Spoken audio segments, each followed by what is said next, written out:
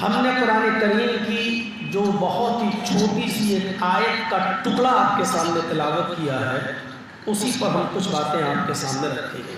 اللہ تبارک و تعالیٰ نے فرمایا کہ وَإِن تَعُدُّوا نِعْمَتَ اللَّهِ لَا تُحْصُوهَا۔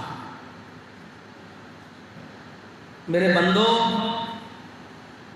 میری نعمتیں، میرے انعامات، میرے گفٹس، میرے تحائف اتنے ہیں تمہارے اوپر، اتنے ہیں کہ اگر تم ان کو گننا چاہو اور شمار کرنا چاہو اور لکھنا چاہو تو تم ان کو شمار نہیں کر سکتے، گن نہیں سکتے۔ اس سے آپ اندازہ لگا سکتے ہیں جس چیز کو شمار ہی نہ کیا جا سکے، نہ انگلیوں پر، نہ عقل میں، نہ صفحے کرتاس پر، تو ان نعمتوں کا آپ اندازہ لگا سکتے ہیں کہ اللہ رب العالمین کی نعمتیں کتنی زیادہ ہوں۔ ایک جگہ اللہ تعالیٰ نے فرمایا، بس اس سے آپ اندازہ لگا سکتے ہیں کہ قُلْ لَوْ كَانَ الْبَحْرُ مِدَادًا لِكَلِمَاتِهِ، اے نبی کہہ دو کہ روئے زمین پر پوری کائنات میں جتنا بھی سمندر ہے، جتنا بھی پانی ہے، اس سارے کے سارے پانی کی سیاہی بنا ڈالو، روشنائی بنا دو۔ سمندر کا پانی، اور جو لوگ جغرافیہ پر، بھگول پر نظر رکھتے ہیں، ان کو اچھی طریقے سے معلوم ہوگا کہ دنیا کے جس حصے میں ہم اور آپ رہتے ہیں، خشکی میں، اس کا 3 گنا زیادہ پانی ہے۔ اس دنیا کے اگر 4 حصے کر دیے جائیں تو 3 حصہ پانی ہی پانی ہے۔ جس حصے میں ہم اور آپ دنیا رہ رہی ہے وہ 1 حصہ ہے۔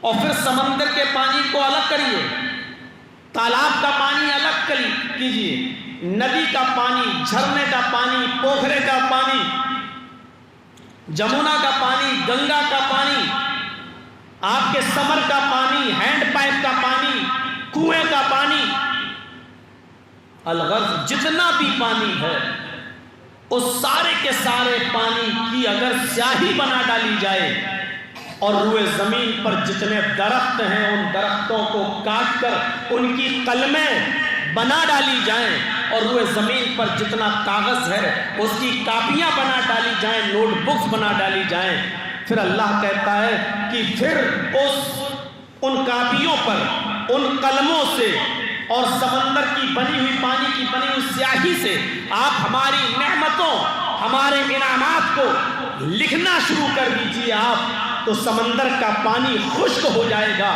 قلمیں گھس جائیں گی، کاغذ بھر جائے گا، لیکن تم اللہ رب العالمین کی نعمتوں کو نہیں گن سکتے ہو، پورا نہیں کر سکتے ہو۔ اس سے آپ اندازہ لگا سکتے ہیں کہ اللہ رب العالمین کی نعمتیں کتنی کثیر تعداد میں ہیں۔ آپ اللہ کی حمد، اس کی ثنا بیان نہیں کر سکتے۔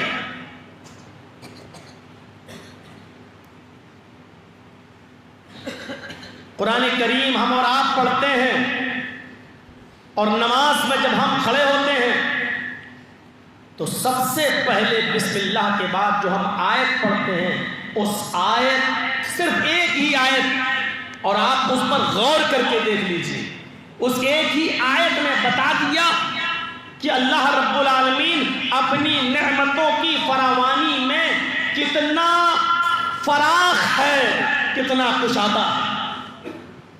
الحمدللہ رب العالمین،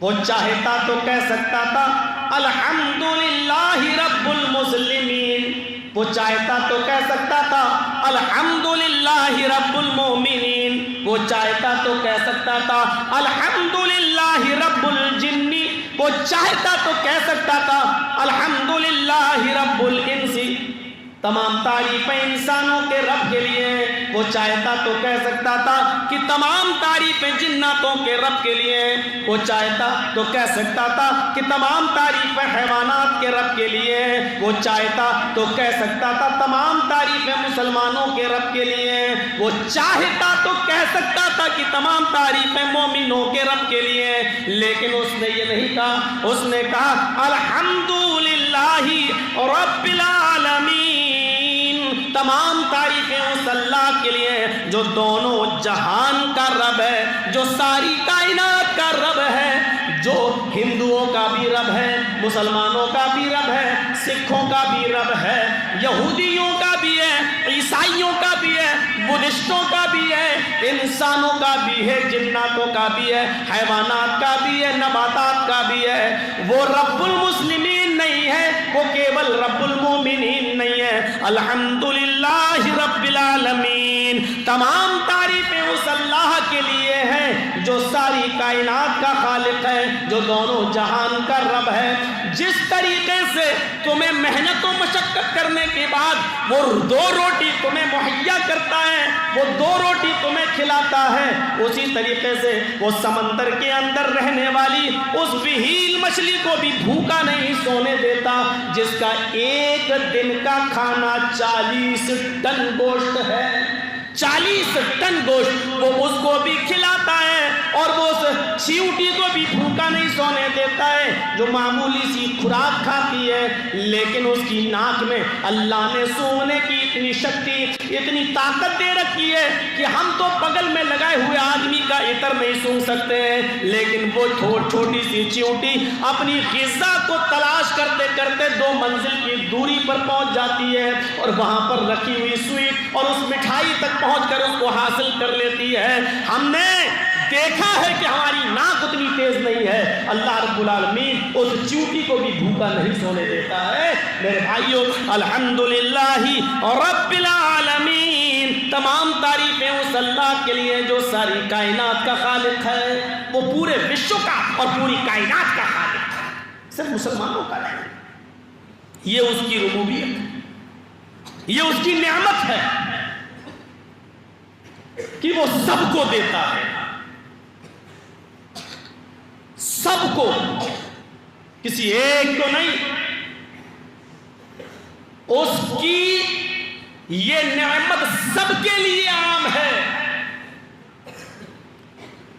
हम किसको खिलाते हैं?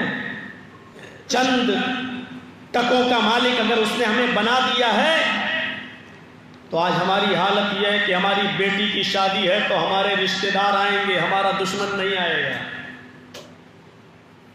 हम अपने को बुलाएंगे, गैरों को नहीं बुलाएंगे। आपको अल्लाह ने थोड़ी सी रोजी क्या दे दी कि अपना और पराया होने लगा, मेरा और तेरा होने लगा। हम अपनों को बुलाएंगे, इसको नहीं बुलाएंगे, इसको बुलाएंगे, उसको नहीं बुलाएंगे। ये हमारे और आपके अज़हानो कुलूब में तो भरा हुआ हो सकता है, लेकिन अल्लाह रब्बुल आलमीन ने मेरा तेरा नहीं किया। अल्हम्दुलिल्लाहि रब्बिल आलमीन। जिस तरीके से खेत से पैदा होने वाला गेहूं और उसकी बनी हुई आटे की रोटी आए, नमाज पढ़ने वाले नमाजी हम तुझे खिलाते हैं, उसी तरीके से मंदिर में घंटा बजाने वाले उस गैर मुस्लिम को भी खिलाते हैं, चर्च में जाने वाले उस ईसाई को भी देते हैं, यहूदी को भी देते हैं, बुद्धिस्ट को भी देते हैं, जैनी को भी देते हैं। हमारे यहाँ तेरा मेरा नहीं है, हम सबके साथ अपनी नेमत को बांटते हैं। हमने अपनी नेमत को आम कर रखा है। मेरा तेरा हमारे और आपके दरमियान हो सकता है, अल्लाह रब्बुल आलमीन की नजर में नहीं।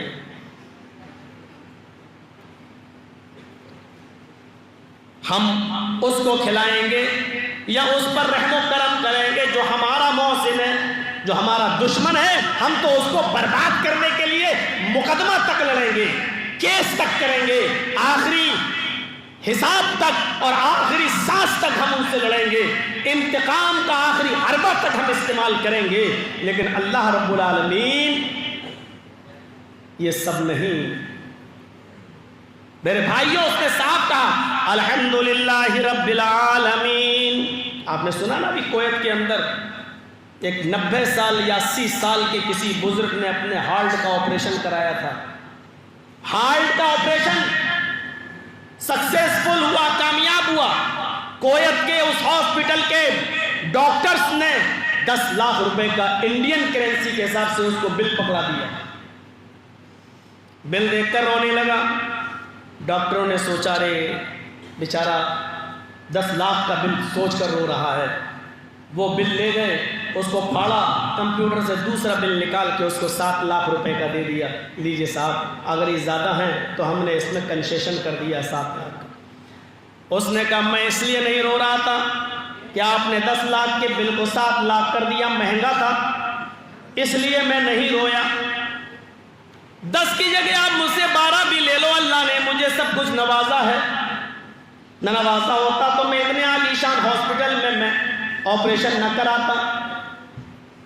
میں تو صرف اس وجہ سے رو رہا تھا کہ آپ نے میرا آپریشن کیا اور 10 منٹ میں آپ سکسیسفل آپریشن کر کے فارغ ہو گئے. میرے دل کو آپ نے 10 منٹ سنبھالا تو 10 منٹ کا بل آپ نے مجھے 10 لاکھ روپے کا دے دیا.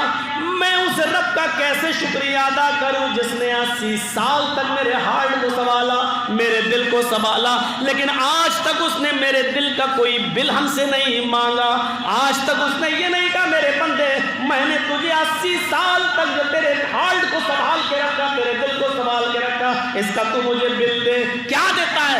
آج تک میرے رب نے مجھ سے اس کی قیمت نہیں مانگی.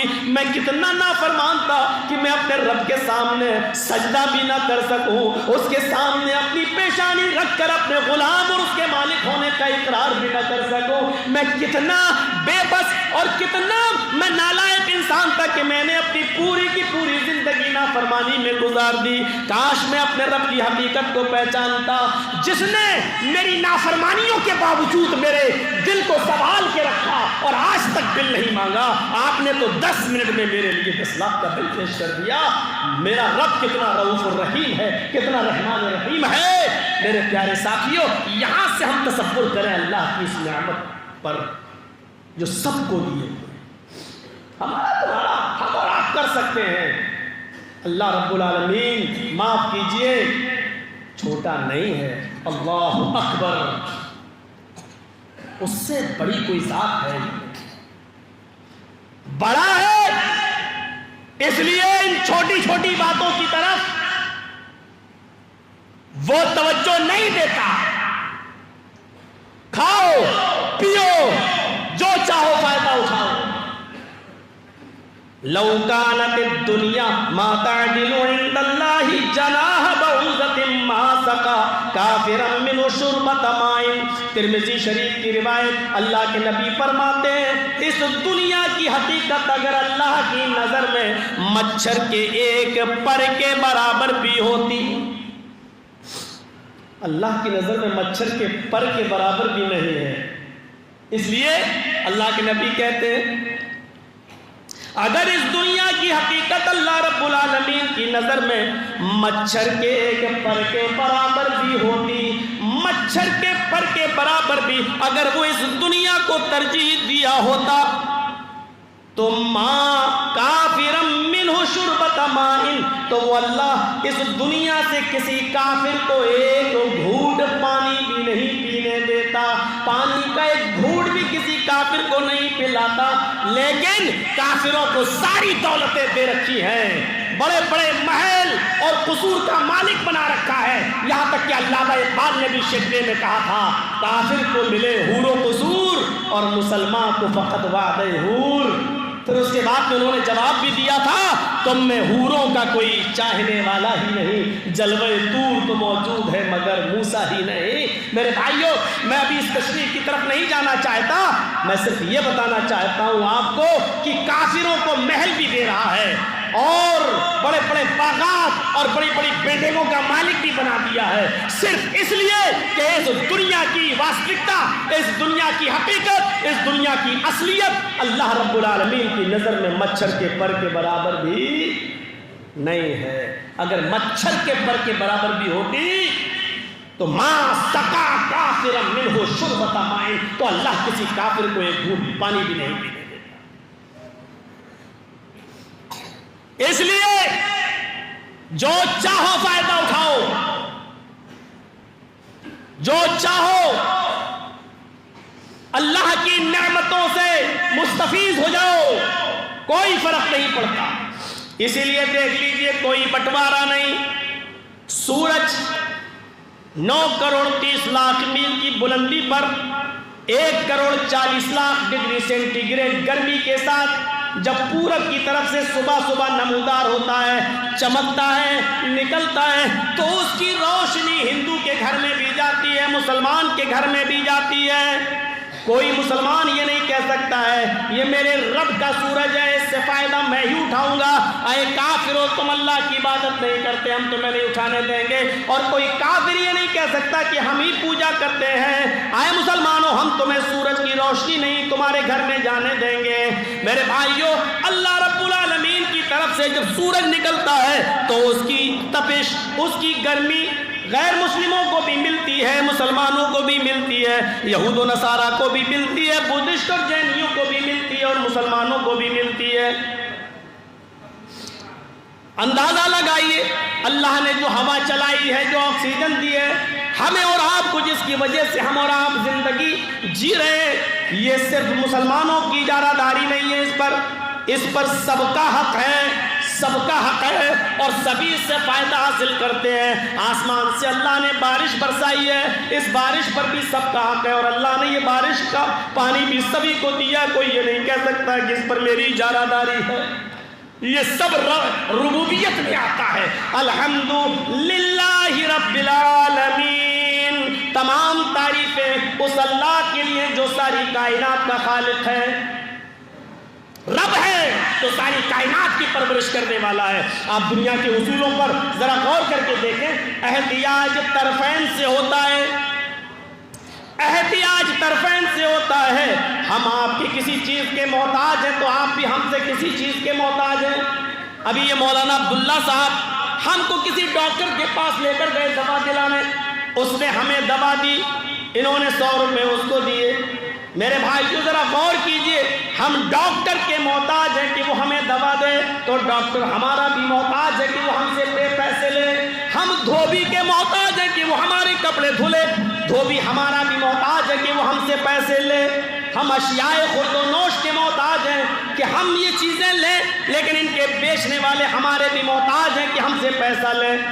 دنیا کا اصول ہے کہ احتیاج طرفین سے ہوتا ہے، ہم تمہاری کسی چیز کے محتاج ہیں تو تم ہم سے کسی چیز کے محتاج ہو، لیکن یہاں اصول بدل جاتا ہے، یہاں قانون بدل جاتا ہے۔ ہم سورج کی روشنی کے محتاج ہیں، لیکن سورج ہمارا ذرہ برابر محتاج نہیں ہے۔ ہم چاند کی روشنی کے محتاج ہیں، لیکن چاند ہمارا ذرہ برابر محتاج نہیں ہے۔ ہم بارش کے محتاج ہیں، لیکن بارش ہماری ذرہ برابر محتاج نہیں ہے۔ ہم آسمان کے محتاج ہیں، لیکن آسمان ہمارا ذرہ برابر محتاج نہیں ہے۔ ہم زمین کے محتاج ہیں، لیکن زمین ہماری ذرہ برابر محتاج نہیں ہے۔ یہاں اصول بدل جاتا ہے۔ میرے بھائیو، ان تمام نعمتوں کے بدلے میں اگر اللہ نے ہم سے کچھ مانگا ہے تو صرف یہ مانگا ہے، اے میرے بندے ہم نے تجھے دنیا میں پیدا کیا ہے تو صرف اپنی عبادت کے لیے، وَمَا خَلَقْتُ الْجِنَّ وَالْإِنسَ إِلَّا لِيَعْبُدُونَ۔ میرے بندے اپنی پیشانی زمین کے اوپر رکھ دے، اپنی ناک میرے سامنے رگڑ دے، تاکہ میں سمجھ لوں کہ میرے بندے نے اپنے آپ کو میرے سامنے ذلیل کر لیا ہے اور مجھے سب سے بڑا عزیز مان لیا ہے، اپنے آپ کو غلام تسلیم کر لیا ہے اور مجھے مالک مان لیا ہے۔ اے میرے بندے، میرے سامنے تو جتنا ذلیل ہوگا، ہم لوگوں کے سامنے تجھے دنیا کے سامنے اتنا ہی عزیز بنا دیں گے۔ ہم تجھے عزت کا تاج تیرے سر کے اوپر پہنا دیں گے۔ میرے سامنے ذلیل ہونا سیکھ، ہم دنیا کے سامنے تجھے عزت دینا جانتے ہیں، ہم عزت کا تاج تیرے سر پہ پہنائیں گے۔ میرے بندے نعمتوں کے بدلے میں شکرانہ ادا کر لے کر میرے لیے ماتھا زمین پر رکھ دے، پیشانی زمین پر رکھ دے۔ اس کی یہاں نہیں ہے، سب کے لیے وہ نعمتیں ہموار کیے ہوئے ہیں۔ اور آپ نے واقعہ تو سنا ہوگا حضرت ابراہیم علیہ السلام کا، کہ وہ کبھی بھی زندگی میں اکیلے کھانا نہیں کھائے۔ وہ جب بھی کھانا کھاتے تھے تو کسی نہ کسی کو پکڑ کے لاتے تھے اور اپنے دسترخوان پر بٹھا کر کھانا کھلاتے تھے. کبھی انہوں نے اکیلے کھانا نہیں کھایا. ایک مرتبہ بہت تلاش کیا تو ان کو ایک بوڑھا مجوسی مل گیا. ابراہیم علیہ السلام نے کہا بابا چلو کھانا کھا لو. بھوکا تھا وہ بوڑھا, 90 سال کا بوڑھا بھوکا تھا, بھوکا. اس کو بلا کر لائے, چلو بابا کھانا کھا لو. وہ بیٹھ گیا. ابراہیم علیہ السلام نے دسترخوان لگا دیا, کھانا رکھ دیا, بیٹھ گئے اور کہا بابا کھانا شروع کرو, اللہ کا نام لو اور کھانا کھاؤ. قل بسم اللہ, چلو اللہ کا نام لو اور کھانا کھاؤ. اس بوڑھے نے کہا ابراہیم میں کھانا کھاؤں گا تو تمہارے اللہ کا نام نہیں لوں گا. میں کیوں تمہارے اللہ کا نام لوں؟ اس کو کھاؤں گا تو میں اپنے خدا کا, اپنے رب کا نام لوں گا, اپنے معبود کا نام لوں گا, میں تمہارے معبود کا نام نہیں لوں گا. ابراہیم علیہ السلام نے کہا کون ہے تمہارا معبود؟ اس نے کہا بوڑھے نے ہمارا معبود تو آگ ہے, ہم تو آگ کی پوجا کرتے ہیں اور کھائیں گے تو اسی کے نام سے. ہم بسم اللہ نہیں کہیں گے, ہم بسم النار کہیں گے. ہم اللہ کے نام سے نہیں کھائیں گے, ہم آگ کے نام سے کھائیں گے. اور ادھر دیکھو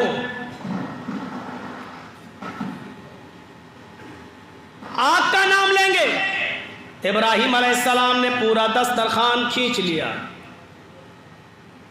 کھانا اپنی طرف بڑھا لیا اور کہے بوڑھے اٹھ, اگر تیرا معبود آگ ہے تو جا بھگ, آگ سے ہی کھانا مانگ, اپنے معبود سے کھانا مانگ. یہ کھانا میرے اللہ نے دیا ہے, میرے رب نے دیا ہے, اس پر نام لیا جائے گا تو میرے رب کا لیا جائے گا, آگ کا نہیں. اگر تیرا رب آگ ہے تو آگ سے کھانا مانگ. وہ بوڑھا چلا گیا. جاؤ اور بتاؤ ان دنیا والوں کو, اور بتاؤ میڈیا پر الٹی سیدھی بحث کرنے والے ان جھوٹے کٹ ملاؤں کو, ان کو بتاؤ کہ یہ ڈبیٹ میں پیش کریں. جب وہ بوڑھا دسترخوان سے اٹھ کر چلا گیا, اللہ رب العالمین کو ابراہیم علیہ السلام کی یادہ پسند نہیں آئی. حکم بھیج دیا جبرائیل کے ذریعے اور کہا جاؤ اس بوڑھے کو بلا کر لاؤ اور اس کو کھانا کھلاؤ. ابراہیم کھانا ہم دیتے ہیں تم نہیں دیتے. ابراہیم تمہارے رب کی رحمت کو یہ گوارا نہیں کہ کوئی بوڑھا وہ بھوکا اور دسترخوان سے اٹھ کے چلا جائے, جاؤ اس کو بلا کے لاؤ.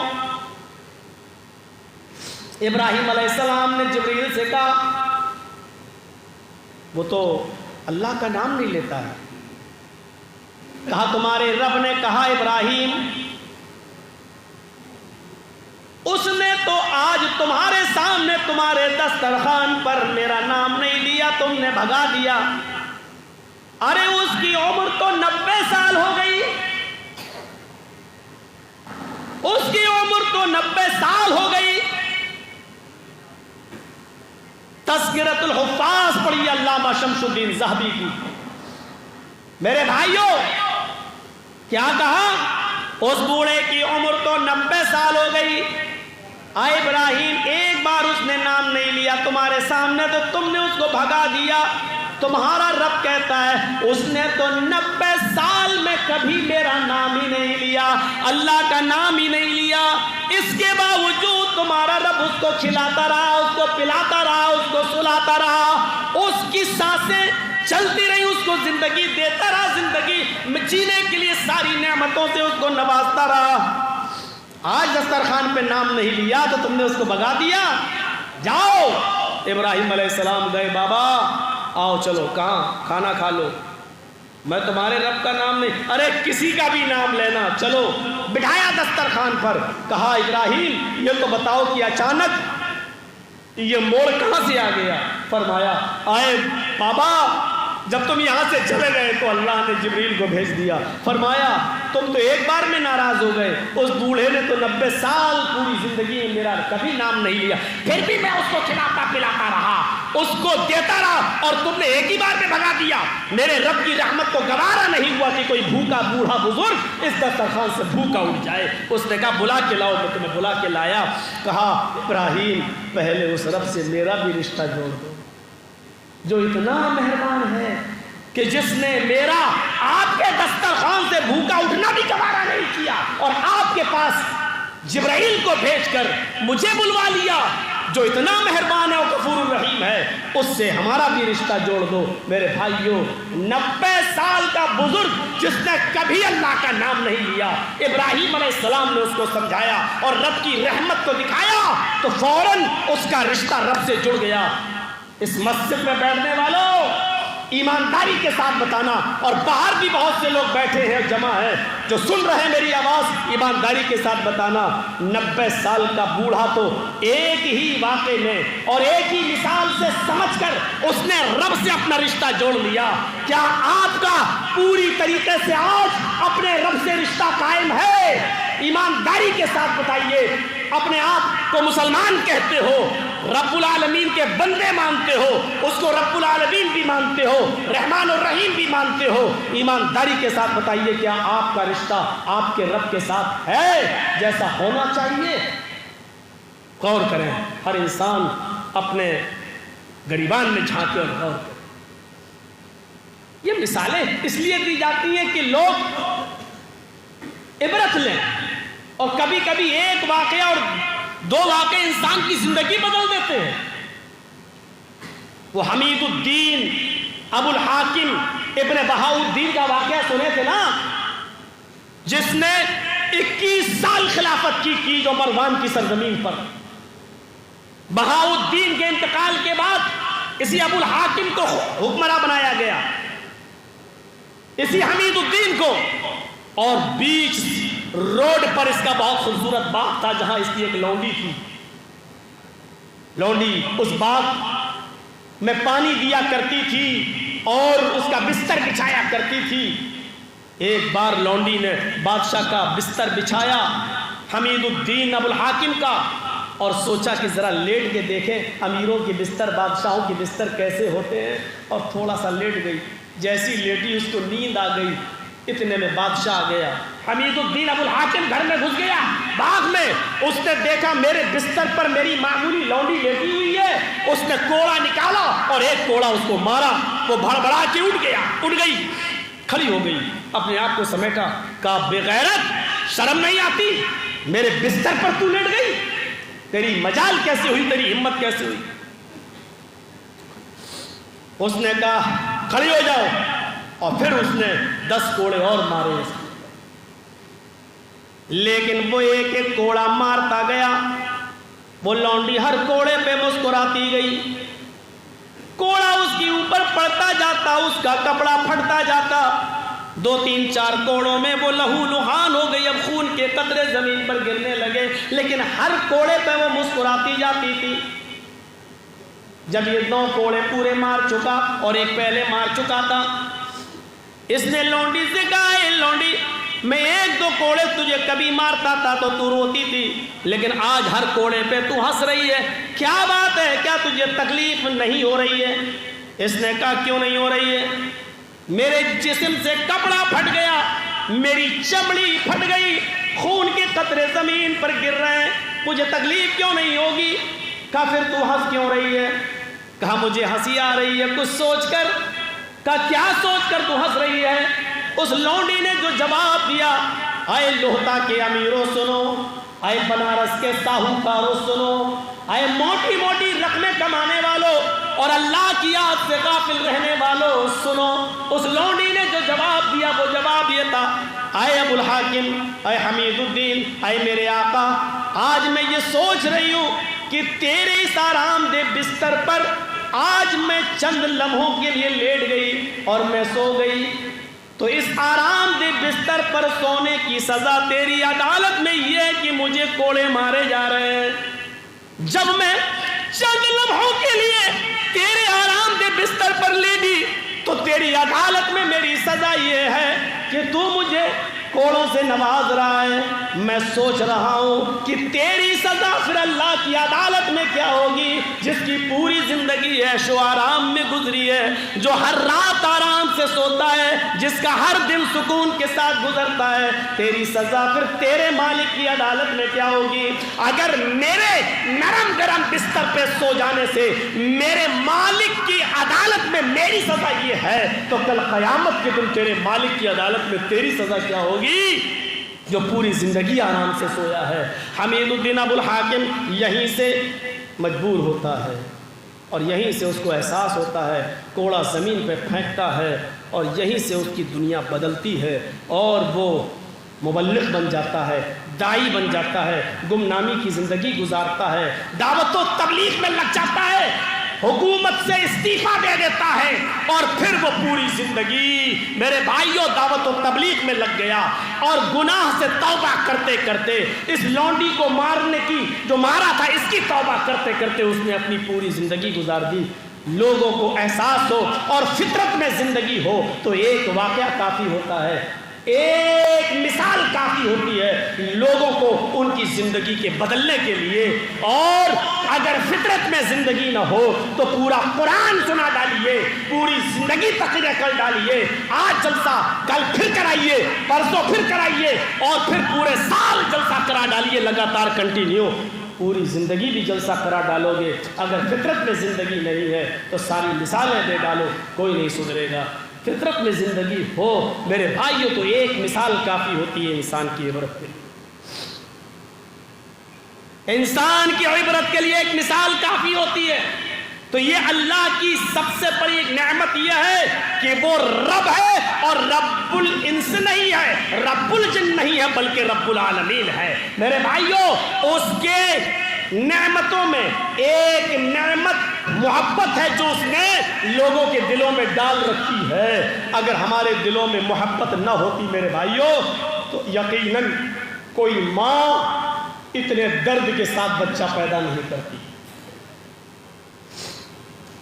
کہ ابن قیم الجوزی نے طب نبوی میں لکھا ہے کہ جب عورت نارمل ڈلیوری سے بچہ پیدا کرتی ہے تو اس کو اتنی تکلیف ہوتی ہے کہ اگر اس کی اس تکلیف کو زمین کی چھاتی پر ڈال دیا جائے تو زمین بھی اس کو برداشت نہ کر سکے. لیکن ماں یہ درد برداشت کرتی ہے, صرف اس کی وجہ یہ ہے کہ بچے کی محبت اس کے دل میں ڈال دی گئی ہے. یہ اللہ کی نعمت ہے. اگر اللہ یہ محبت نہ ڈالتا, اور یہ محبت بہت بڑی نعمت ہے, دیکھ لیجیے آج اسرائیلی کتوں کے اندر سے یہ محبت نکال دی گئی ہے تو کیسے بمباری کر رہے ہیں. چھوٹے چھوٹے معصوم بچے بھی ان کی نظر میں کچھ نہیں ہیں. میرے بھائیوں جب محبت کسی کے دل سے نکال لی جاتی ہے تو دیکھ لیجیے عرب کے اندر جب محبت ان کے دلوں سے نکالی گئی تو لوگوں نے اپنی لڑکیاں ہی پیدا ہوتے ہی زندہ دفن کر دی. لیکن جب کسی کے دل میں محبت ڈال دی جاتی ہے تو یہ محبت صرف انسانوں ہی میں نہیں. آپ دیکھ لیجئے ایک مرغی ابھی جا رہی ہے اور اچانک اس کی نظر بلی پہ پڑی تو فوراً بھاگتی ہے اپنے دربے کی طرف بلی سے جان بچاتے ہوئے. لیکن جب یہی مرغی چند انڈوں پر بیٹھتی ہے اور اس انڈوں سے چوزے نکلتے ہیں اور جہاں مرغی جا رہی ہے وہی چوزے وہی بچے, اب اس کی نظر بلی پر پڑتی ہے تو یہ مرغی اب بھاگتی نہیں ہے. آپ نے دیکھا ہوگا اب یہ مرغی بھاگتی نہیں ہے کیونکہ بچوں کی محبت اس مرغی کے دل میں ڈال دی گئی ہے. اب یہ مرغی اس بلی کے سامنے کھڑی ہو جاتی ہے اور بچوں کو اپنے پروں میں سمیٹ لیتی ہے. میرے پیارے ساتھیوں یہ کیا ہے؟ جب ایک بلی کے بچہ دینے کا وقت ہوتا ہے تو وہ بھی ایک ایسی جگہ تلاش کرتی ہے جہاں کوئی نہ پہنچ سکے اور سکون کے ساتھ میں اپنے بچوں کو جنم دے سکوں, اور ایسی جگہ ہو جہاں کتے نہ آ سکیں. یہ کون سی چیز ہے؟ ایک بکری کو دیکھیے جو بڑی درد و تکلیف کے ساتھ بچے جنتی ہے، اور جیسے ہی بچے جن کے فارغ ہوتی ہے پھر اپنی زبان سے ان بچوں کی گندگی کو چاٹتی ہے، اور خود وہ بکری ان بچوں کو اپنی زبان سے صاف کرتی ہے۔ یہ کون سی محبت ہے، اور اس محبت کو اللہ کی کس نعمت کا نام دو گے جو جانوروں کے دلوں تک میں ڈال دی ہے اس نے۔ ایک چھوٹا سا بچہ ہے، کھیل رہا ہے، ماں نے آواز دی، آیا اور اپنے ننھے ہاتھ سے اس نے ماں کو ایک تھپڑ مار دیا۔ اس نے ننھے ہاتھ سے اپنی ماں کو ایک تھپڑ مار دیا۔ ماں جانتی ہے کہ بچے نے تھپڑ مارا ہے، لیکن ماں کی ممتا دیکھو، اس بچے کو پکڑتی اور اپنے سینے سے لگا لیتی ہے۔ کبھی آپ نے غور کیا ہے، بظاہر یہ ایک مار کا معاملہ تھا، لیکن ماں نے اس کو پیار کا معاملہ بنا دیا۔ ماں نے اس کو اپنے سینے سے لگا لیا۔ کیا کہو گے؟ اللہ کی قسم دنیا میں ماں سے بڑا کوئی ڈاکٹر نہیں ہے۔ جب چھوٹا بچہ روتا ہے تو اس کی ماں جانتی ہے کہ یہ درد سے رو رہا ہے یا بھوک سے رو رہا ہے۔ اللہ کی قسم ماں سے بڑا کوئی ڈاکٹر نہیں ہے۔ آج تم کہتے ہو اپنی بیوی کی بات سننے کے چکر میں اپنی ماں سے چپ رہے، تو نہیں سمجھتی، ارے چپ رہے، خاموش رہے، ارے تو نہیں جانتی۔ آج تم بڑی آسانی سے اپنی ماں سے کہہ دیتے ہو کہ تو نہیں سمجھے گی، اس ماں سے کہتے ہو کہ تو نہیں سمجھتی، پاگل ہو گئی، چپ رہے، تو نہیں سمجھے گی۔ وہ اس وقت بھی تیری زبان سمجھتی تھی جب تجھے بولنا نہیں آتا تھا، جب تو گونگا تھا تیری زبان سے کچھ نہیں نکلتا تھا، وہ اس وقت بھی تیرا حال جانتی تھی، وہ اس وقت بھی تیرے رونے سے تیری بیماری کا پتہ لگا لیا کرتی تھی۔ اور آج تو اپنی اسی ماں سے کہتا ہے کہ تو مجھے نہیں پہچانتی، تو نہیں جانتی، تو نہیں سمجھے گی۔ ارے وہ تو اس وقت بھی تجھے سمجھتی تھی اور جانتی تھی جب تو بولنا نہیں جانتا تھا۔ آج تو اتنا بڑا ہو گیا ہے کہ ماں سے منہ لڑاتا ہے اور کہتا کہ تو نہیں سمجھے گی۔ اندازہ لگائیے، بچہ رات میں رویا، ماں سمجھ گئی کہ یہ بھوک کی وجہ سے نہیں رو رہا ہے، میرے بچے نے اپنے بستر پر پیشاب کر لیا ہے، اب اس کو وہ جگہ ٹھنڈی لگ رہی ہے۔ ماں کی اس ممتا کو دیکھو، اس نے اپنے بچے کا کپڑا بدلا اور فوراً سوکھی جگہ پر جہاں وہ لیٹی تھی اس نے اپنے بچے کو لٹا دیا، اور اس کی بھیگی ہوئی اور گیلے بستر پر وہ خود لیٹ گئی۔ میرے پیارے ساتھیو، ماں کے اندر یہ ممتا اور یہ محبت ماں کے اندر اگر کسی نے ڈالی ہے تو وہ رب العالمین نے ڈالی ہے۔ ان تعدوا نعمت اللہ لا تحصوها، میرے بندو میری نعمتیں اتنی زیادہ ہیں تمہارے اوپر کہ اگر تم ان کو شمار کرنا چاہو، اگر تم ان کو گننا چاہو تو تم گن نہیں سکتے، شمار نہیں کر سکتے۔ صرف اسی محبت کو دیکھ لو میرے بھائیو۔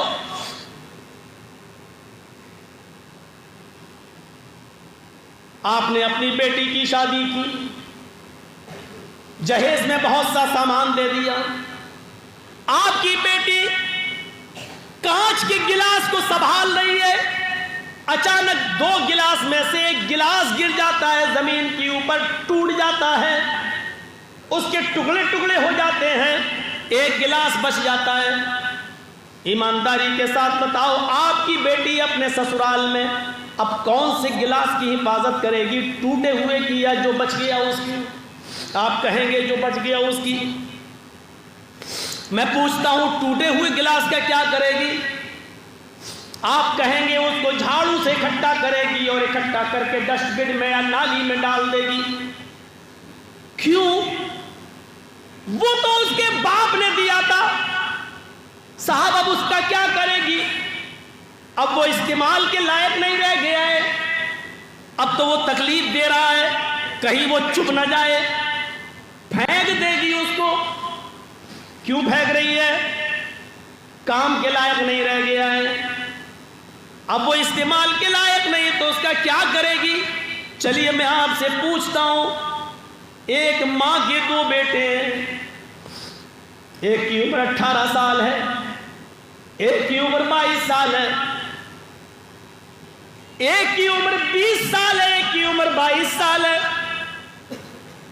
20 سال کا بچہ ماں کا جوان ہے، وہ کماتا ہے، کھلاتا ہے، پلاتا ہے، ماں کا خیال رکھتا ہے، لیکن 22 سال کا ماں کا وہ بیٹا لنگڑا ہے، پیروں سے ہاتھوں سے کوڑی ہے، ریڑھ کی ہڈی ٹوٹ چکی ہے، بستر پہ پڑا ہے، ہاتھ ہلتے نہیں، لخمہ مار چکا ہے، فالج مار چکی ہے، زبان چلتی نہیں، وہ بول نہیں پاتا ہے، وہ اپنے ہاتھ سے کھا نہیں سکتا، اپنے پیروں سے چل نہیں سکتا۔ میں پوچھنا چاہتا ہوں، ماں کے یہ 2 بیٹے ہیں، ایک کام کا ہے جو اس کو کما کما کر کھلاتا ہے، اور ایک بیٹا وہ ہے جو ماں کے لیے بوجھ بنا ہوا ہے، جو کام کے لائق نہیں ہے۔ بتاؤ میرے بھائیو، ماں اپنے ان دونوں بیٹوں میں سے کس سے زیادہ محبت کرے گی؟ کمانے والے بیٹے سے، یا جو بستر پر پڑا ہوا ہے اپاہج بیٹا، اس کس سے زیادہ محبت کرے گی؟ آپ کی انتر آتما یہی کہہ رہی ہوگی، اندر سے آپ کا دل یہ جواب دے گا، اللہ کی قسم ماں جتنے اپنے اس لنگڑے لولے اور اپاہج بیٹے سے محبت کرے گی، اتنا اس صحیح سالم بیٹے سے نہیں کرے گی، جبکہ وہ اس کے اوپر بوجھ بنا ہوا ہے۔ ماں اس کو کھلائے گی بھی، اپنے اس بیٹے کو نہیں کھلائے گی، جانتی ہے کہ وہ ہاتھ والا ہے، کھا لے گا، اس کی فکر ہی نہیں کرے گی۔ یا کھانا بنے گا تو سب سے پہلے اس بچے کو کھلائے گی جو ہاتھ سے کھا نہیں پاتا، اس بچے کی گندگی صاف نہیں کرے گی، کیونکہ جانتی ہے کہ یہ 20 سال کا ہو چکا ہے، اپنے آپ پیشاب و پائخانہ کر سکتا ہے، لیکن اس بچے کے پاس جو 22 سال کا بستر پر لیٹا ہے، اس کے کپڑے بھی دھوئے گی، اس کی غلاظت اور گندگی کو بھی دھوئے گی، اس کی گندی جگہ کو بھی اپنے ہاتھوں سے صاف کرے گی، اس کے کپڑے بھی دھوئے گی۔ میرے بھائیوں، ماں کے دل کے اندر یہ محبت کس نے پیدا کی، اور ماں کے دل میں یہ لنگڑے لولی اور اپاہج اولاد کا کہ دل میں یہ محبت ماں کے دل میں کس نے ڈالی ہے؟ میرے بھائیوں، قرآن کی آیت پڑھیے، ان تعدوا نعمت اللہ لا تحصوها۔ اگر اللہ نے ماں کے دل میں یہ محبت نہ ڈالی ہوتی تو ہم آج اتنے بڑے نہ ہوئے ہوتے۔ ہماری بیٹیاں جو آج ماؤں سے منہ چلاتی، ہماری بہنیں ذرا غور کرے کہ آج یہ تم پھل ماں کے درخت سے جو بن کر تیار ہوئی ہو، یہ تمہارے ماں کا احسان ہے جو اس نے پالا پوسا، اور آج تم اپنی ماؤں سے منہ چلاتی ہو۔ ہماری یہ نوجوان نسل ذرا غور کرے کہ اپنے ماں کے ساتھ کیسا کیسا برتاؤ کرتی ہے، کیا کیا سلوک کرتی ہے۔ ان چیزوں پر غور کر کے مجھے بتائیے تو صحیح میرے پیارے بھائیوں، ہمیں اور آپ دیکھیں کہ کون سی محبت ہے اور یہ کون سا جذبہ ہے، کون سا جذبہ ہے یہ؟ اللہ نے یہ نعمت جو ماں کے دل کے اندر محبت کی شکل میں پیدا کی ہے، کیا؟ اور پھر ایک اس سے بڑی نعمت کہ ماں کو جتنی محبت ہے اس سے زیادہ اللہ کو محبت ہے اپنے بندے سے، یہ بھی ایک نعمت ہے۔ وہ واقعہ 50 بار سنا ہوگا آپ نے اپنے علماء سے، 50 بار۔ صحرا ہے، جنگل ہے، اور ایک شخص صحرا اور جنگل میں اپنے گھر کا سارا سامان اپنے اونٹ پر لاد کر لے جا رہا ہے، بیابان جنگل ہے، تھک جاتا ہے، سستانے کے لیے ایک درخت کی آڑ میں اپنے اونٹ کو باندھ دیتا ہے، آرام کرنے لگتا ہے، آنکھ کھلتی ہے تو دیکھتا ہے کہ اونٹ غائب، گھر کا سارا سامان اسی اونٹ کے اوپر بندھا ہوا تھا، گھر کا سارا سامان اسی اونٹ کے اوپر بندھا ہوا، اور اونٹ غائب، سونا چاندی، کپڑا لتا، غلہ اناج، گھر کے قیمتی سامان اسی اونٹ کے اوپر، اور اونٹ غائب۔ ایسی ویسی حدیث نہیں، بخاری کے الفاظ، اللہ کے نبی نے فرمایا اس نے اونٹ کو تلاش کیا، جھاڑی جھاڑی گیا، پہاڑی پہاڑی گیا، ادھر دیکھا ادھر دیکھا، دائیں گیا بائیں گیا، لیکن اس کو کہیں اونٹ نظر نہیں آیا۔ افسوس کر رہا ہے، ماتم کر رہا ہے، رو رہا ہے کہ میرا اونٹ، گھر کا سامان۔ اچانک اسی جگہ پر آ جاتا ہے جہاں سے اونٹ غائب ہوا. تھوڑی دیر سستا ہوں، پھر ڈھونڈتا ہوں، تلاش کرتا ہوں، سستانے لگتا ہے، آنکھ لگ جاتی ہے. یک بیک آنکھ کھلتی ہے تو کیا دیکھتا ہے کہ اونٹ تو ویسا ہی موجود ہے. اس کی نظر اسی درخت پر پڑی جہاں سے اونٹ غائب تھا. اونٹ تو یہ بندہ ہے. اچانک اونٹ آ گیا، دیکھتا ہے، سامان چیک کرتا ہے، ہو بہو سیم ٹو سیم سامان پورا لدا ہے. اناج کا ایک دانہ کم نہیں، گلہ کم نہیں، کپڑا کم نہیں، جو لے گیا تھا سیم ٹو سیم موجود. یہ ہمارے الفاظ نہیں ہیں. اللہ کے نبی فرماتے ہیں اس بندے کو اتنی خوشی ہوئی، اس اونٹ کو دیکھ کر اتنی خوشی ہوئی کہ مارے خوشی میں وہ یہ غلط جملے بول گیا. مارے خوشی میں اس کے منہ سے یہ غلط جملے نکل گئے. اللہم انت عبدی وانا ربک. واہ واہ رے تیری قدرت. اللہ مان گیا کیا تیری ہستی ہے، کیا تیرا کمال ہے، کیا تیری قدرت ہے. واقعی تو میرا بندہ ہے اور میں تیرا رب ہوں. الٹا بول گیا. اللہم انت عبدی، اللہ تو میرا بندہ ہے، وانا ربک، اور میں تیرا رب ہوں. وہ الٹا بول گیا. اللہ کے نبی فرماتے ہیں یہ الٹا بول رہا ہے، اس کو ہوش نہیں، لیکن اللہ مسکرا رہا ہے، جبکہ یہ مسکرانے والے جملے ہیں. فرعون نے تو اتنا کہا تھا انا ربکم الاعلی، لوگوں میں تمہارا سب سے بڑا رب ہوں. اللہ نے کہا اچھا سب سے بڑا رب ہے. اور جب دریائے نیل میں ڈوبنے لگا، غرق ہونے لگا، گوتے کھانے لگا، تھپیڑے مارنے لگا، تو کہتا آمنت برب موسیٰ و ہارون، میں موسیٰ اور ہارون کے رب پر ایمان لایا.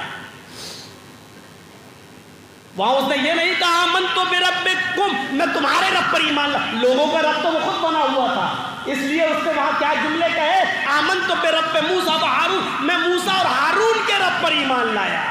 کیونکہ موسیٰ اور ہارون نے اس کو اپنا رب نہیں مانا تھا. موسیٰ اور ہارون کا رب اللہ تھا، اس لیے ڈوبتے ہوئے کیا کہہ رہا تھا کہ میں موسیٰ اور ہارون کے رب پر ایمان لایا. لیکن اللہ نے کہا اب تیرے ایمان کی کوئی ضرورت نہیں، جا. میرے بھائیوں، جس نے اتنا کہا کہ میں تمہارا رب ہوں، لوگوں سے میں تمہارا رب ہوں، اللہ نے اس کو غرق کر دیا، ڈبو دیا، تاس تاس کر دیا، اس کی لاش کو لوگوں کے لیے نشانے عبرت بنا دیا. لیکن اس نے تو اس سے بھی خطرناک جملے کہے. اس نے کیا کہا، اللہم انت عبدی وانا ربک، تو میرا بندہ میں تیرا رب. اس نے لوگوں سے نہیں کہا میں تمہارا رب، اس نے اللہ ہی سے کہہ دیا میں تیرا رب.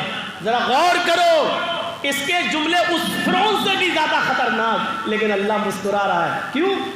دلوں کا معاملہ ہے. کیونکہ اللہ جانتا ہے کہ اس نے یہ بات اپنے دل سے نہیں کہی ہے، خوشی میں کہہ رہا ہے. اس کے منہ سے یہ جملے جان بوجھ کر نہیں نکل رہے ہیں. اونٹ پا کر، سامان دیکھ کر خوشی میں کہہ رہا ہے، اس کو ہوش نہیں ہے کہ کیا کہہ رہا ہے. اللہ جانتا ہے کہ یہ جان بوجھ کر نہیں کہہ رہا ہے، نیت جانتا ہے اللہ، دل کے حالات جانتا ہے اللہ. اس لیے کیا کہا، کچھ نہیں کہا. تو اللہ کے نبی فرماتے ہیں کہ اس آدمی نے جب اپنے اونٹ کو پایا تو اللہ اس اونٹ کو دیکھ کر یہ آدمی اتنا خوش ہوا کہ مارے خوشی کی اس کو احساس ہی نہیں ہو رہا کہ میں کیا کہہ رہا ہوں. اللہ بھی اتنا غفور الرحیم اور اتنا مہربان اور اپنے بندے سے محبت کرنے والا اتنا زیادہ ہے کہ جب ایک گناہگار بندہ جب کہتا ہے اللہم اغفر لذنوبی، اللہ میرے گناہوں کو بخش دے، تو اللہ رب العالمین جتنا یہ بندہ خوش ہوتا ہے اونٹ پا کر کہ مارے خوشی میں الٹے جملے بول رہا ہے. جب ایک گناہگار بندہ رجوع کرتا ہے اور اللہ کے سامنے گڑ گڑاتا ہے تو اللہ اس گناہگار بندے سے جب توبہ کرتا ہے تو اس اونٹ پا جانے والے بندے سے بھی زیادہ خوش ہوتا ہے. اس سے بھی زیادہ، افراح کا لفظ ہے، اس سے بھی زیادہ اللہ خوش ہوتا ہے. اب اللہ کی خوشی کا اندازہ لگاؤ، جب گناہگار بندہ اپنے گناہ سے توبہ کرتا ہے تو اللہ کو بہت خوشی ہوتی ہے. یہاں سے اندازہ لگائیے آپ کہ پورے قرآن میں پورا قرآن پڑھیے آپ، پورے قرآن میں تقریباً 20 سے زیادہ جگہوں پر، پورے قرآن میں اللہ نے تقریباً 20 سے زیادہ مقام پر اپنے گناہگار بندوں سے یا عبادی یا عبادی یا عبادی کہہ کر پکارا ہے، اپنے گناہگار بندوں کو۔ اور قرآن کی تو ایک آیت ایسی ہے کہ جس میں اپنے گناہگار، ان گناہگار بندوں کو بھی بندہ کہا ہے جس میں زمین و آسمان بھر کر بھی اس نے گناہ کر لیے۔ قُلْ يَا عِبَادِيَ الَّذِينَ اسْرَفُوا عَلَىٰ أَنفُسِهِمْ لَا تَقْنَطُوا مِن رَحْمَتِ اللَّهِ۔ اے محمد، اے میرے نبی صلی اللہ علیہ وسلم، آپ میرے گناہگار بندوں سے کہہ دو، یا عبادی کہہ دو، آئے میرے بندو، اللہ اپنے بندوں سے، آئے میرے بندو، اور کوئی معمولی بندہ نہیں، الذین اسرفوا علی انفسہم، جنہوں نے اپنے نفسوں پر حد سے زیادہ ظلم کیا ہے، جو حد سے زیادہ گناہ کیے ہیں۔ بعض مفسرین نے لکھا ہے جنہوں نے زمین و آسمان بھر کر بھی گناہ کر لیے، ان سے کہہ دو لا تقنطوا من رحمت اللہ، اللہ کی رحمت سے نا امید مت ہوئیے۔ یہ اللہ کی رحمت ہے، کتنی بڑی نعمت ہے کہ وہ اپنے گناہگار بندوں کو اے میرے بندو، میرے بندو کہہ رہا ہے۔ جب اولاد نالائق ہو جاتی ہے اور آپ کی لڑکی جب آپ کے گھر سے آپ کے موبائل کا غلط استعمال کرنے کی وجہ سے کسی غیر مسلم کے ساتھ بھاگتی ہے، لڑکے کے ساتھ، تو آپ کہتے ہیں کہ آج کے بعد میں تیرا باپ نہیں، تو میری بیٹی نہیں، مر گیا تیرا باپ تیرے لیے۔ لیکن اللہ رب العالمین کی رحمت دیکھو کہ اللہ رب العالمین جانتا ہے کہ یہ گناہوں پہ گناہ کر رہا ہے، میری نافرمانی پہ نافرمانی کر رہا ہے، میرے اوپر ظلم پر ظلم کر رہا ہے، میرے بتائے ہوئے راستے سے بھٹکا ہوا ہے، قرآن میرے طریقے کو چھوڑے ہوئے ہے، میرے نبی کے بتائے ہوئے طریقے کو فراموش کیا ہے، اور پھر بھی کہہ رہا ہے میرے گناہگار بندو، میرے گناہگار بندے، یا عبادی، آئے میرے بندو، اور کہہ رہا الذین اسرفوا علی انفسہم، اگر تم نے اپنے نفسوں پر ظلم کر کے زیادتی کی ہے تو لا تقنطوا من رحمت اللہ، اللہ کی رحمت سے نا امید نہ ہو۔ یہ ہے رب کی رحمت، اور یہ نعمت، اس کی نعمتوں میں ایک نعمت رحمت بھی ہے۔ یہ ہے نعمت اور رحمت۔ میرے بھائیوں، سب سے یہ ان نعمتوں کو آپ کیا کہیں گے؟ وَإِن تَعُدُّوا نِعْمَةَ اللَّهِ لَا تُحْصُوهَا، میرے بندو اگر تم میری نعمتوں کو احصا کرنا چاہو، شمار کرنا چاہو، گننا چاہو تو نہیں کر سکتے، نہیں گن سکتے۔ کیا کہو گے اس منظر کو کہ اللہ کے نبی صلی اللہ علیہ وسلم فرماتے ہیں، مسلم شریف کی روایت موجود ہے، حضرت عمر فاروق اس حدیث کے راوی ہیں، فرماتے ہیں کہ کچھ لوگ، کچھ جنگی قیدی جناب محمد رسول اللہ کے پاس لائے گئے۔ نبی اکرم کے زمانے میں کچھ لوگ جنگی قیدی پکڑ کر، گرفتار کر کے نبی اکرم صلی اللہ علیہ وسلم کی خدمت میں لائے گئے۔ اللہ کے نبی نے فرمایا ان جنگی قیدیوں کے پیروں میں بیڑیاں ڈال دو۔ ان کے پیروں میں بیڑیاں ڈال دی گئی۔ اللہ کے نبی کی نظر ان جنگی قیدیوں پہ پڑی، ان میں ایک عورت ایسی تھی، ان جنگی قیدیوں میں ایک عورت ایسی تھی جس کا چھوٹا سا دودھ پیتا بچہ کہیں گم ہو گیا تھا، جس کا دودھ پیتا چھوٹا بچہ کہیں گم ہو گیا تھا۔ وہ عورت جس چھوٹے بچے کو دیکھتی اس کو پکڑ لیتی اور اپنی پستان سے لگا لیتی، اس کو پکڑ لیتی اور اپنے سینے سے لگا لیتی، اس کو دودھ پلانے لگتی۔ اللہ کے نبی صلی اللہ علیہ وسلم اس عورت کی ہر بچے کے ساتھ ہی محبت دیکھ کر پریشان ہے۔ آپ نے صحابہ سے پوچھا، اے صحابہ دیکھو ذرا اس عورت کا بچہ کہیں گم ہو گیا، اس کے دودھ، اس کی پستان میں جو دودھ بھرا ہے، یہ عورت جس بچے کو پکڑ لیتی اسی کو اپنا بچہ سمجھنے لگتی۔ بچے کی محبت میں دیکھو کیسی پاگل ہے کہ جس بچے کو دیکھتی پکڑ کے اپنے سینے سے لگا لیتی۔ اے صحابیوں بتاؤ، اے میرے ساتھیوں، اگر اس عورت کا اصلی بچہ اگر اس کو مل جائے اور پھر میں یہ کہوں کہ اس ماں آگ جلاؤ اور آگ جلنے کے بعد میں اس عورت سے کہوں کہ اپنے بچے کو آگ میں ڈال دے تو کیا یہ ماں اپنے بچے کو آگ میں ڈال دے گی؟ مسلم شریف کی حدیث کے الفاظ پر غور کرو. اگر اس کا اصلی بچہ مل جائے اور میں یہ کہوں کہ اپنے بچے کو آگ میں ڈال دے تو کیا یہ ڈال دے گی؟ کہا اللہ کے نبی کیسے ہو سکتا ہے؟ کیسے ہو سکتا ہے؟ جو عورت اپنے جس بچے کو دیکھتی پکڑ لیتی اور اپنا بچہ سمجھ لیتی، اپنی پستان سے لگا لیتی، وہ اس عورت کی محبت یہ کیسا گوارا کرے گی کہ وہ اپنے بچے کو آگ میں ڈال دے؟ ارے آگ کے قریب بھی ہوگا تو ماں اس کو آگ کے قریب بھی نہیں جانے دے گی، اور اگر خدا نخواستہ آگ میں گر گیا تو ماں اپنے آپ کو اس آگ میں گھسا دے گی اور اس کے بعد اس بچے کو نکال لے گی، چاہے اس بچے کو بچانے میں ماں خود جل جائے. فرمایا جتنا پیار جتنی رحمت و محبت اس ماں کو اس بچے سے ہے، اپنے بچے سے ہے، کہ اس کی محبت یہ گوارا نہیں کرتی کہ آگ میں ڈالے. حدیث کے الفاظ غور کرو، اللہ ارحم بعبادہ من ہذہ بولدہا، اللہ ارحم بعبادہ من ہذہ بولدہا.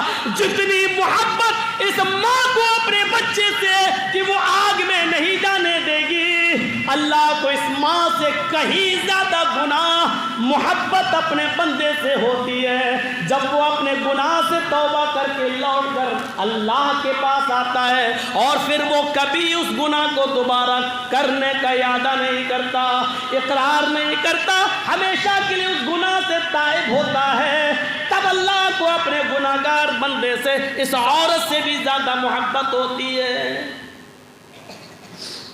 کون سی نعمت ایسی ہے جو بیکار ہے اس کی؟ ہوا دیکھ لو جو ہر وقت 24 گھنٹے ہمیں اور آپ کو ملتی رہتی ہے، یہاں بیٹھے ادھر بھی مل رہی ہے، ابھی گھر جاؤ گے ادھر بھی ملے گی، بازاروں میں ملے گی، دکان پہ ملے گی، مکانوں پہ ملے گی، ٹرینوں میں سفر کرو ادھر بھی ملے گی. اور غور تو کرو میرے بھائیوں، سمندر میں پانی کے جہازوں اور کشتیوں میں بیٹھو تو ادھر بھی ملے گی، اور ہزاروں فٹ کی بلندیوں پر اگر اڑو، ہوائی جہاز کا سفر کرو تو ادھر بھی ملے گی. اگر ہوا کا دباؤ کم ہو جائے تو آکسیجن ماسک آپ کی آٹومیٹک آ جاتے ہیں، وہ آپ کو ناک میں لگانا پڑتا ہے، لیکن اللہ کی یہ نعمت تمہیں ادھر بھی ملتی ہے. غور کرو، وہ تمہیں نہ سمندر میں بھولتا ہے، وہ تمہیں نہ خشکی میں بھولتا ہے، وہ تمہیں نہ فضاؤں میں بھولتا ہے. اے اللہ کے بندو، ہم اس کو کیسے بھول جاتے ہیں؟ ارے وہ تو تمہیں اس وقت میں نہیں بھولا جب تم اپنی ماں کے پیٹ میں تھے. ماں کے پیٹ کا اندھیرا، پیٹ کا اندھیرا، پھر رحم کا اندھیرا، پھر اس رحم اس بچے دانی کے اندر ایک جھلی ہوتی ہے، اس جھلی کا اندھیرا، تین اندھیروں میں تم موجود، اور ادھر بھی اللہ نے یہ آکسیجن تمہیں پہنچائی، ادھر بھی اس نے یہ ہوا تمہیں پہنچائی، اس نے ادھر بھی تمہیں بھلایا نہیں، وہ تمہاری ماں کے پیٹ کے اندر بھی آکسیجن پہنچاتا رہا. غور کرو، جو تمہیں ادھر بھی نہیں بھولا، تم باہر آنے کے بعد اس کو کیسے بھول گئے؟ تم یہاں آئے تو اکیلے نہیں آئے، 2 ہاتھ لے کر آئے کمانے کے لیے، 2 پیر لے کے آئے چلنے کے لیے، زبان لے کے آئے بولنے کے لیے، دماغ لے کے آئے سوچنے کے لیے. یہ ساری کی ساری چیزیں تمہارے باپ کسی کرانہ پرچینٹ کی دکان سے خرید کے نہیں لائے تھے. یہ ساری کی ساری نعمتیں اللہ نے تمہیں ماں کے پیٹ کے اندر ہی دے دی. جب تم ماں کے پیٹ سے باہر نکلے تو ہوا پہلے سے موجود تھی، پانی پہلے سے موجود تھا، سانس لینے کے لیے ہوا پہلے سے موجود تھی، پانی پہلے سے موجود تھا. ہاں تم گوشت نہیں کھا سکتے تھے، ہاں تم کھچڑی نہیں کھا سکتے تھے، ہاں تم ابھی بھاری اور ثقیل چیزیں نہیں کھا سکتے تھے. تو اب تک جو تمہاری ماں کی پستان میں نہیں تھا، جیسے تم باہر آئے اللہ نے تمہارے کھانے اور پینے کے لیے تمہاری ماں کی پستان میں تمہاری غذا پہلے سے بھر دی. میرے بھائیو، وَإِن تَعُدُّوا نعمت اللہ لا تحصوها، تم اللہ کی نعمتوں کو گننا چاہو تو نہیں گن سکتے، شمار کرنا چاہو تو نہیں کر سکتے۔ یہ نعمتیں ہیں ہاتھ، یہ نعمت ہے پیر، جس کے پاس پیر نہیں اس سے پوچھو پیر کی قدر، جس کے پاس ہاتھ نہیں اس سے پوچھو ہاتھ کی قدر، جس کے پاس آنکھ نہیں اس سے پوچھو آنکھ کی قدر، جس کے پاس سننے کی طاقت نہیں اس سے پوچھو کان کی قدر میرے بھائیوں، اور جس کے پاس اولاد نہیں ہے اس سے پوچھو اولاد کی قدر میرے بھائیوں۔ یہ نعمتیں ہیں، ان نعمتوں کی ہمیں اور آپ کو قدر کرنا چاہیے۔ اور ان تمام نعمتوں کے اوپر سب سے بڑی نعمت وہ ہے جس نعمت پر اللہ نے احسان جتا دیا۔ ابھی تک جو نعمتیں ہم نے آپ کو گنائی ہیں، اللہ نے کسی نعمت پر احسان نہیں جتایا، لیکن جب اس نے سب سے بڑی نعمت جناب محمد رسول اللہ کی شکل میں ہمیں دی تو احسان جتایا۔ اس نعمت کا ذکر قرآن میں یوں کیا، وَاذْكُرُوا نِعْمَةَ اللَّهِ عَلَيْكُمْ إِذْ كُنْتُمْ أَعْدَاءً فَأَلَّفَ بَيْنَ قُلُوبِكُمْ فَأَصْبَحْتُمْ بِنِعْمَتِهِ إِخْوَانًا۔ لوگو اللہ کی اس نعمت کو یاد کرو، وَاذْكُرُوا نِعْمَةَ اللَّهِ عَلَيْكُمْ، اللہ کی اس نعمت کو یاد کرو جو اس نے تمہاری اوپر کی، إِذْ كُنْتُمْ أَعْدَاءً، کہ تم آپس میں ایک دوسرے کے دشمن تھے، فَأَلَّفَ بَيْنَ قُلُوبِكُمْ، تو اللہ نے اپنی نعمت یعنی محمد رسول اللہ کے ذریعے تمہیں آپس میں بھائی بھائی بنا دیا۔ یہ رسول کی آمد اتنی بڑی نعمت ہے، اتنی بڑی نعمت ہے کہ اس نے فرمایا لَقَدْ مَنَّ اللَّهُ عَلَى الْمُؤْمِنِينَ إِذْ بَعَثَ فِيهِمْ رَسُولًا مِّنْ أَنفُسِهِمْ يَتْلُو عَلَيْهِمْ آيَاتِهِ وَيُزَكِّيهِمْ وَيُعَلِّمُهُمُ الْكِتَابَ وَالْحِكْمَةَ لَقَدْ مَنَّ اللَّهُ عَلَى الْمُؤْمِنِينَ إِذْ بَعَثَ فِيهِمْ رَسُولًا، اللہ کی آئے مسلمانوں تمہارے اوپر بہت بڑی نعمت، بہت بڑا احسان یہ ہے کہ اس نے تمہیں جناب محمد رسول اللہ جیسا نبی دیا۔ یہ نعمت ہے اللہ کی سب سے بڑی۔ اور جب نعمت دی تو کہہ دیا لَقَدْ كَانَ لَكُمْ فِي رَسُولِ اللَّهِ أُسْوَةٌ حَسَنَةٌ، تمہارے لیے رسول اللہ صلی اللہ علیہ وسلم کی پوری زندگی آئیڈیل اور نمونہ ہے۔ میرے بھائیوں، ہم نبی کی پوری زندگی کا خلاصہ تو نہیں کر پائیں گے، اور نہ یہ وقت ہمیں اس کی اجازت بھی دیتا ہے۔ ہاں آئیے صرف ایک چیز یہ دکھا دوں، اللہ کی ان نعمتوں پر، اللہ کی ان نعمتوں پر اللہ کے رسول نے اللہ کو کتنا یاد کیا۔ ہمیں اور آپ کو بھی رسول کی اس تعلیم سے سبق حاصل کرنا چاہیے کہ جو ہمیں کبھی نہیں بھولا تو ہم اس کو کیوں بھولیں۔ آپ دعوت و تبلیغ کی زندگی لے لیجئے، جرجی صاحب آپ کے سامنے قرآن و حدیث کی دعوت دے رہے ہیں، کل کوئی نیتا اگر بلائے گا تو اس کے اسٹیج پر جا کر کسی پارٹی کا پرچار کرنے لگیں گے۔ ہم تھوڑی دیر کے لیے بدل سکتے ہیں، یہاں دعوت اللہ، دوسرے کے اسٹیج پر راجنیتک اور سیاسی دعوت۔ لیکن محمد رسول اللہ نے اپنی پوری زندگی جو دعوت دی اور جس سے ہمیں جوڑا، اس پر ذرا غور کیجئے۔ غار ہرا میں 40 سال کے بعد جب پہلی وحی نازل ہوتی ہے، اقرأ باسم ربک الذی خلق، وہاں سے رب کا نام لیا گیا، اور وہاں سے جب آپ نے لوگوں کو اللہ سے جوڑا تو مکمل 3 سال تک چپکے رب کی طرف بلایا۔ 3 سال کے بعد جب حکم ہوا کوہ صفا پر چڑھ کر لوگوں کو اللہ کی دعوت دو، تو آج 3 سال کے بعد پہلی بار نکلے، کوہ صفا پر چڑھ گئے، لوگوں کو اب اللہ کی دعوت دیتے ہیں۔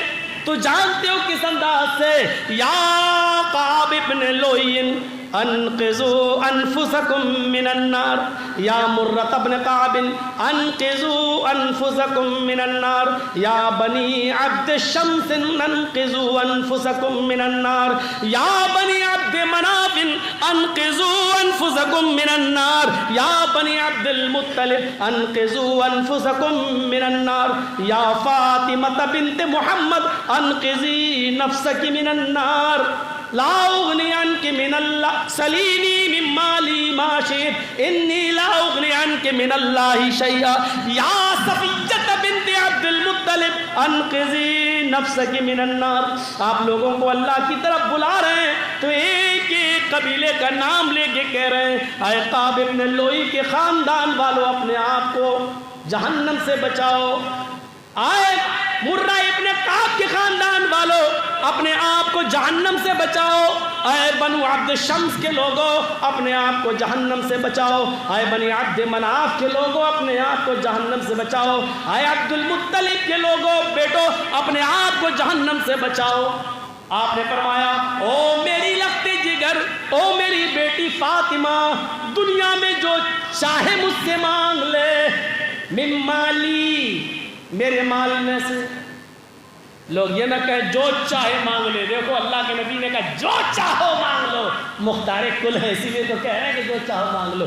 آگے کہا من مالی، جس کا میں مالک ہوں، جو مال میرے پاس ہے اس میں سے ہر چیز نہیں.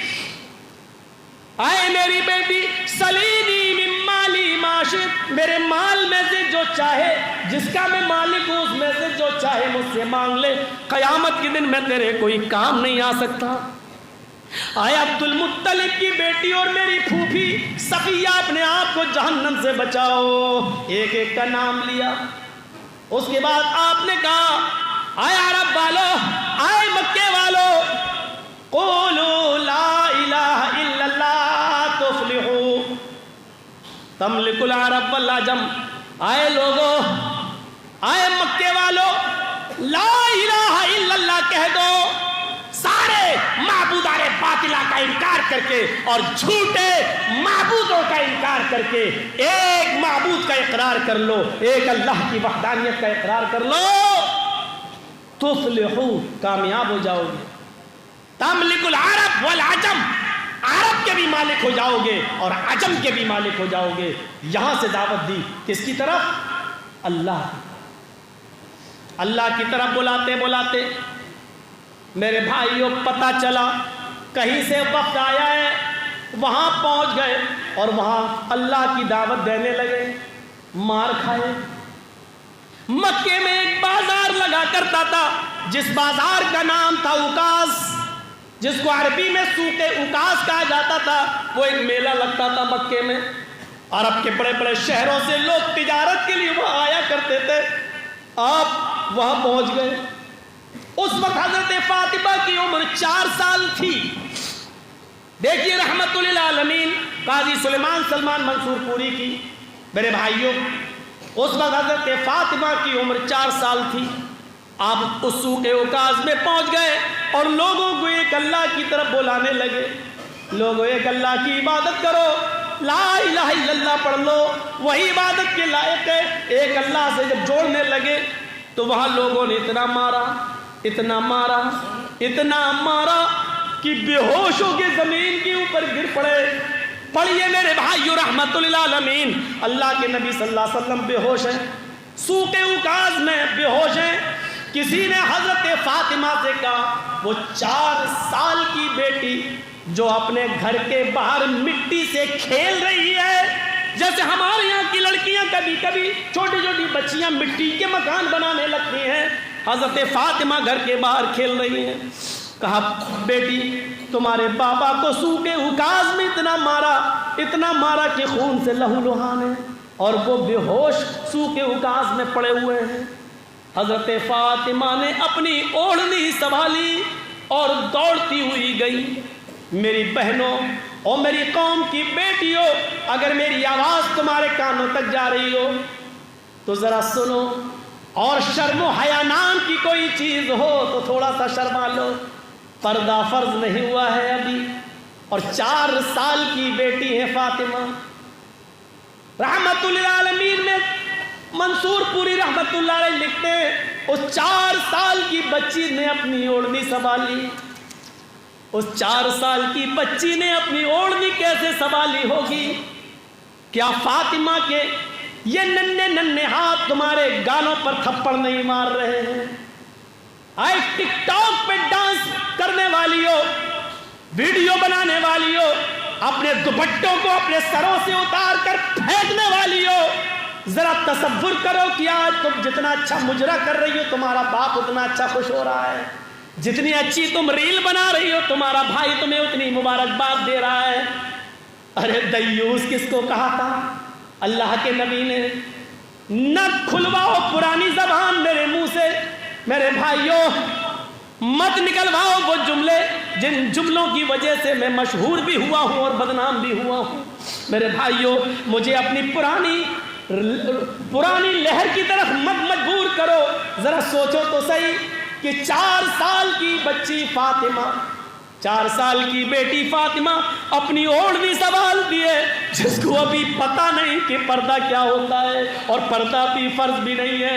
اس نے جلدی سے اپنا سر چھپایا، اوڑھنی اپنے سر پہ ڈالی اور بھاگتی ہوئی سوق اوکاز میں گئی اور اپنے باپ کے سر کے پاس بیٹھ گئی۔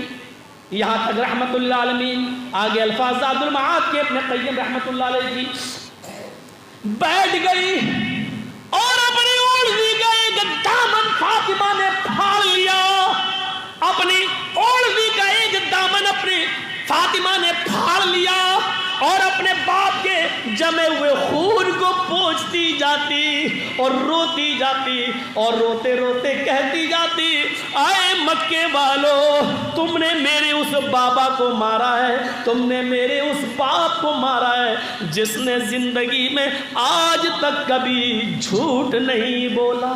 اے مکے والو تم نے میرے اس بابا کو مارا ہے جس نے آج تک کبھی کسی کی امانت میں خیانت نہیں کی ہے۔ اے مکے والو تم نے میرے اس باپ کو آج مارا ہے جس نے آج تک کبھی تمہاری پنچایت میں بے انصافی کی بات نہیں کی ہے۔ اے مکے والو تم نے آج میرے اس باپ کو صرف اس لیے مارا ہے کہ وہ یہ کہتا ہے ایک اللہ کی عبادت کرو، تم نے میرے اس باپ کو اس وجہ سے مارا ہے۔ یہ کہتی جاتی اور اپنے باپ کے خون کو صاف کرتی جاتی، آنکھوں کے آنسوؤں نے آب حیات کا کام کیا۔ یہ گرم گرم آنسوؤں کے چند قطرے حضرت محمد رسول اللہ کے گال پر گر گئے، نبی اکرم کی آنکھ کھل گئی۔ اپنی بیٹی فاطمہ کو روتے ہوئے دیکھا تو اپنے لخت جگر کو اپنے سینے سے لگا لیا، اپنی بیٹی کو سینے سے لگا لیا، کہا میری قوم کے لوگوں اللہ تمہیں کیسے خوش رکھے گا؟ جو قوم نبی کی بیٹی کو رلائے وہ قوم کیسے خوش ہو سکتی ہے؟ وہ قوم کیسے فلاح پا سکتی ہے؟ میرے بھائیو آپ نے کہا اے مکے والو تم کیسے فلاح پاؤ گے جس نے میری چھوٹی معصوم بچی کو بھی رلا دیا؟ میرے بھائیو ذرا غور کرو، حضرت فاطمہ رضی اللہ تعالی عنہا کیا کہہ رہی ہیں؟ جب بے ہوش ہوئے تھے اللہ کے نبی تو اللہ حضرت فاطمہ کہہ رہی تم نے میرے اس باپ کو مارا جس نے تمہیں یہ کہا کہ ایک اللہ کی عبادت کرو، یعنی ایسا موقع ہے مار کھا رہے ہیں لیکن اپنی زبان سے دعوت اللہ قولوا لا الہ الا اللہ نکل رہی ہے، پوری زندگی اللہ سے جوڑ رہے ہیں، پوری زندگی اللہ کی دعوت دے رہے ہیں۔ ایک موقع تو ایسا آیا کہ آپ کے کلیجے بھی ہل جائیں گے کہ میرے پیارے ساتھیوں آپ چند لوگوں کو جو باہر سے کسی دوسرے شہر سے آئے ہیں اللہ کے نبی ان کو دعوت و تبلیغ کا فریضہ انجام دے رہے ہیں، اتنے میں زینب کا قاصد آتا ہے، آپ کی نواسی زینب کی بیٹی کی طبیعت خراب ہے، آپ کی بیٹی نے آپ کو بلایا چلو۔ اللہ کے نبی کہتے ہیں اس وقت مہمان آئے ہیں، لوگ دور سے آئے، میں دعوت و تبلیغ کا فریضہ انجام دے رہا ہوں، بیٹی سے کہو اللہ نے بیمار کیا وہی شفا دے گا، میں بعد میں آؤں گا۔ قاصد چلا گیا، تھوڑی دیر کے بعد حضرت زینب نے قسم دے کر بھیجا، واسطہ دے کر بھیجا، جاؤ میرے ابو سے کہنا کہ آپ کی نواسی کی طبیعت بہت زیادہ خراب ہے، آپ کو اللہ کا واسطہ جس حال میں ہو اسی حال میں اٹھ کر چلیے۔ اور جیسی قاصد نے کہا آپ کی بیٹی نے آپ کو اللہ کا واسطہ دیا ہے، آپ کی نواسی کی طبیعت زیادہ ہی خراب ہے، جلدی چلیے۔ ان سے معذرت چاہیے مہمانوں سے، میری بیٹی کی بیٹی یعنی میری نواسی بیمار ہے اور اس نے واسطہ دے کر اللہ کا مجھے بلایا ہے، مجھے جانا ہے۔ اللہ کے نبی چند صحابہ کو لے کر جاتے ہیں، دروازے کو دستک دیتے ہیں، دروازہ کھولنے والے نے کھولا، اندر کچھ عورتیں بیٹھی ہیں، دو چار لوگ بھی ہیں. حضرت زینب اپنی نوازی کو گود میں لیے ہوئے اور روتی جا رہی ہیں. پورا کا پورا غرفے کا کمرے کا ماحول رونے جیسا بنا ہے. حضرت زینب نے وہ اپنی بیٹی کو محمد رسول اللہ کی طرف پڑھا دیا.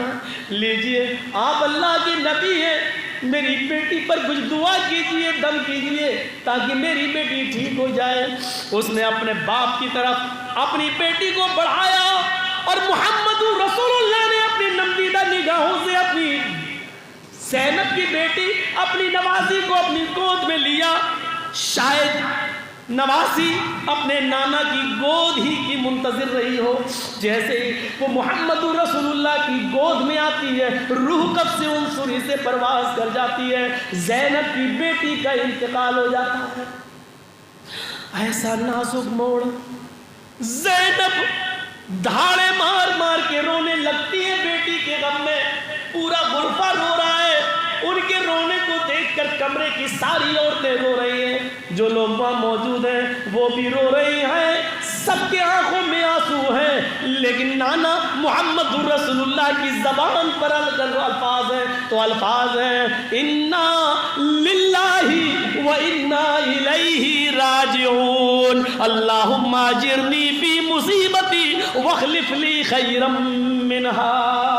انا للہ و انا الیہ راجعون. اے میری لخت جگر, اے میری بیٹی زینب, میں کچھ نہیں کر سکتا, ہم سب اللہ ہی کی طرف سے ہیں. انا للہ, ہم سب اللہ ہی کی طرف سے ہیں.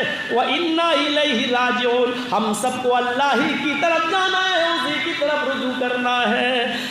اللہم اجرنی فی مصیبتی, اللہ میری مصیبت میں تو مجھے بہتر اجر عطا فرما.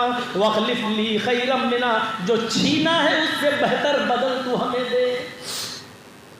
اللہ کے نبی اس وقت بھی وہاں تمام لوگوں کو اللہ سے جوڑ رہے ہیں کہ یہ میرا کوئی دوش نہیں, اللہ کی امانت تھی, اللہ نے لے لی. انا للہ و انا الیہ راجعون. کتنا مضبوط رشتہ. جان لینے آیا, نبی کی تلوار لے کر کود گیا, نبی کی تلوار سے نبی کے قریب بڑھ رہا ہے. آپ کھڑے ہیں, کہہ رہا میں یعصمک منی یا محمد, اے محمد بتاؤ کہ میرے ہاتھ سے تمہیں کون بچائے گا.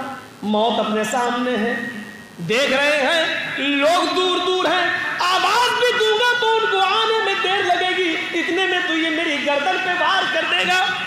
لیکن ایسے موڑ پر کہ سامنے تلوار لیے کھڑا ہے, تلوار بھی میری, سامنے میرا دشمن, اور مجھے پر تلوار اٹھا بھی چکا ہے اور مجھ سے کہہ بھی رہا ہے میں یعصمک منی, اے محمد بتاؤ میرے ہاتھ سے کون بچائے گا.